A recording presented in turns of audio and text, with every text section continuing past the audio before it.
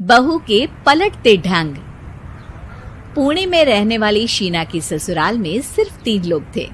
इस वजह से घर में ज्यादा काम नहीं होता था, तो वो दोपहर तक अपना सारा काम खत्म कर लेती थी। लेकिन उसके बाद वो बोर हो जाती। इस वजह से उसने शिनचैन कार्टून देखना शुरू कर दिया, जो धीरे धीरे उसके व्यवहार पर इतना इफेक्ट करता गया कि वो खुद भी शिनचैन जैसी ही बातें करने लगती है। एक रात डिनर करते हुए, अरे बहू, जरा अचार तो देना। ओहो ससुमा, आपसे इतना काम भी नहीं होता। इस तरह तो आप जल्दी जल्दी बुढ़िया हो जाओगी। अरे शीना, ये तुम कैसे बात कर रही हो? आपको तो कुछ भी समझ में नहीं आता। ये शीना का शिनचैन स्टाइल है। ऐसा बोलकर शीना वहाँ से चली जाती है।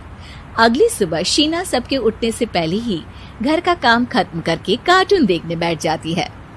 अरे वाह बहू, कमाल ही कर दिया। इतनी जल्दी सारा काम खत्म कर दिया। बस भी कीजिए, अब मैं इतनी भी कुछ खास नहीं। ओफो, तुम और तुम्हारे शिनचैन का भूत, जाने कब नॉर्मल इंसान की तरह बात करोगी। मॉम, आप तो बस मुझसे जल्दी रहती हैं। आपको क्या पता मेरी लाइफ कितनी मुश्किल है। अच्छा छोड़िए, अब मैं शॉपिंग के लिए जा रही हूँ। हाँ, तो ये है तुम्हारी मुश्किल लाइफ। शीना शॉपिंग करने मार्केट पहुँच जाती है, जहाँ उसे जय के ऑफिस की एक लड़की मिलती है। हेलो, आप जय की वाइफ है ना? हेलो, मेरा नाम शीना है। मैं 26 साल की हूँ और मुझे शिमला मिर्च बिल्कुल भी पसंद नहीं है, पर शिमला जा सकती हूँ। हाँ। शीना की बात सुनकर लड़की आगे कुछ बोले बिना वहाँ से चली जाती है। कमाल है, आजकल के बच्चों को इंटेलिजेंट लोगों से बात करना आता ही नहीं। शीना शॉपिंग करके घर वापस आती है, जहाँ सास और जय साथ बैठकर आइसक्रीम खा रहे होते हैं। मैं कितने मतलबी लोगों के बीच रह रही हूँ। एक छोटी प्यारी बच्ची के बारे में सोचे बिना सब आइसक्रीम खाने बैठ गए। अब इतना नाटक करने की जरूरत नहीं है। तुम्हारी आइसक्रीम फ्रिज में रखी है, खा लो। आइसक्रीम, मैं आ रही हूँ। इसी तरह दिन बीतते हैं। अभी तक तो घर में सारे लोग शीना की हरकतों से परेशान हो चुके होते हैं। एक शाम उनके घर पड़ोस के अंकल आते हैं, जिन्हें देखते ही शीना बोल पड़ती है। हेलो अंकल, आज आप यहाँ? ये कह रही है आप यहाँ बैठिए, हम अभी आते हैं। ऐसा बोलकर शीना की सास उसे लेकर रसोई में चली जाती है। अरे वो तुम्हारी पापा की उम्र के हैं, उनकी इंसल्ट तो मत करो। आपको तो बस अपनी ही खुशी दिखाई देती है। शीना के ऐसे बोलने पर सास हैरान रह जाती है और शीना बाहर आकर अंकल से कहती है, तो अंकल, आज आप क्या लेने आए हैं? या फिर बस सासू माँ को देखने का बहाना चाहिए? वैसे ये इतनी भी अच्छी नहीं है, पूरा समय मुझे डांटती रहती है और कभी कभी तो खाना भी नहीं देती। अंकल हैरानी से उसकी ओर देख रहे हैं। तभी उसकी सास वहाँ आती है। अरे शीना, इतना झूठ मत बोलो, मैंने कब तुम्हें खाना नहीं दिया? अरे ऐसा बोलोगी तो तुम्हें आज रात का खाना सच में नहीं मिलेगा। देखा, मैंने कहा था ना, बच्ची पर जुल्म करती है। आप मुझे अपने घर ले चलो अंकल। इस तरह दोनों सास बहू में तू मैं शुरू हो जाती है, जिसे देख अंकल तो डर कर भाग जाते हैं, लेकिन वो दोनों चुप ही नहीं होती। रात को जय के घर वापस आने पर सास उसे शीना की सारी बात बताते हुए कहती है, अरे इसके सर से कार्टून का भूत तो उतारना ही पड़ेगा। मौका या वक्त कुछ देखती ही नहीं, बस बकवास शुरू कर देती है। बात तो आपकी सही है, पर क्या करेंगे?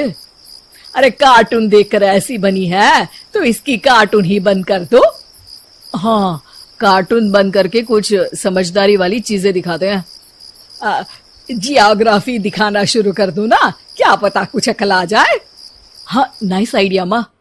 इस पर जय केबल टीवी पर ज्योग्राफी छोड़कर बाकी सारी चैनल बंद करवा देता है, पर शीना भी किसी से कम नहीं होती। ओहो पतिदेव, अपने आप को बहुत स्मार्ट समझते हो। शीना मोबाइल पर YouTube ऑन करके उस पर शिनचैन देखने लगती है।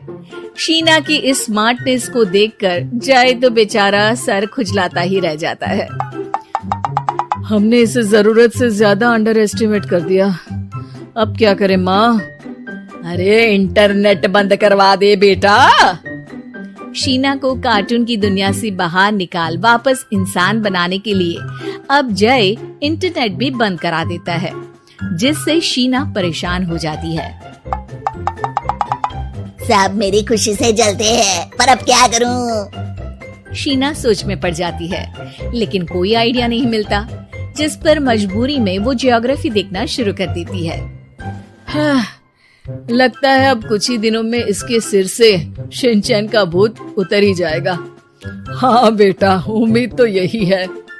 दिन बीतते हैं और घर में सब शीना के बोलने का इंतजार करने लगते हैं, लेकिन शीना टीवी में ऐसी खो जाती है कि उससे पूछे सवालों का हाँ या ना के अलावा और कुछ जवाब ही नहीं देती। देखते ही देखते हफ्ता बीत जाता है, तो सब्र का बांध तोड़ते हुए जय टीवी बंद कर खुद ही शीना से बात करने बैठ जाता है। क्या बात है शीना, पहले तुम ज्योग्राफी देखने को तैयार नहीं थी, और जब देखने बैठी तो इसके आगे किसी चीज की कोई सूध ही नहीं, ना किसी से बात करनी, ना घर का कोई काम। अरे माँ कब तक अकेले सब कुछ संभालेंगी? अभी भी तुम्हारे सर से शिनचैन का भूत उतरा कि नहीं? जब मादा भालू नर भालू से बात नहीं करती, तो वो उनका ध्यान अपनी तरफ आकर्षित करने के लिए बिल्कुल यही हरकत करते हैं। तुम नर भालू हो। शीना के ऐसा बोलते ही जय और उसकी मम्मी एक दूसरे की तरफ देख सर पकड़कर बैठ जाते हैं।